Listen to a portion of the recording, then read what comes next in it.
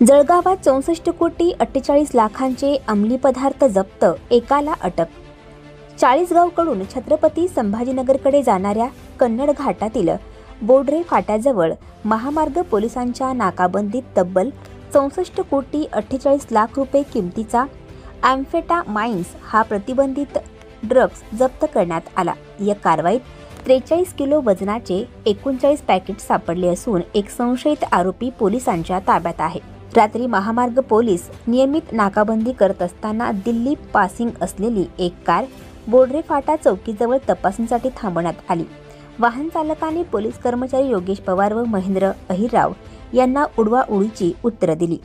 संशय बळावल्याने पोलिसांनी वाहनाची कसून तपासणी केली असता डिक्कीत मोठी सुटकेस आढळली। या सुटकेसमध्ये काही पाकिटं होती। पोलिसांकडून तात्काळ ही माहिती चाळीसगाव शहर पोलीस ठाण्याला देण्यात आली।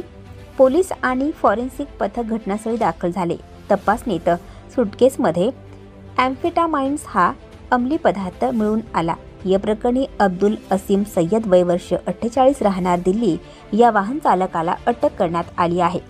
तो दिल्लीहून बेंगळुरूकडे हा ड्रग्ज वाहतूक करत होता अशी माहिती मिळाली आहे।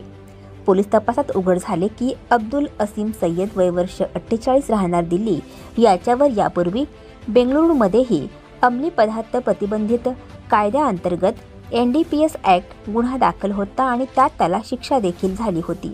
तो नुकताच तुरुंगातून सुटलेला आहे। तो ड्रग्ज चाळीसगाव मार्गे संभाजीनगरकडे का नेला जात होता, ड्रग्ज नेमकं कुठे पाठवले जात होते यासंबंधी पोलीस तपास करत आहेत। एवढ्या मोठ्या प्रमाणावर एम्फेटामाइन्स सापडल्यामुळे त्यावर प्रक्रिया करून वेगळा ड्रग्ज बनवण्याचा प्रयत्न सुरू होता असा प्राथमिक संशय आहे। यापूर्वीही जळगाव भुसावळ परिसरात MD ड्रग्ज पकडण्यात आले होते। त्यामुळे या दोन्ही प्रकरणांमध्ये कोणताही संबंध आहे का याचाही तपास सुरू आहे। या प्रकरणी चाळीसगाव पोलीस ठाण्यात गुन्हा दाखल करण्यात आला असून पुढील तपास पोलीस निरीक्षक अमित मणेर करीत आहेत।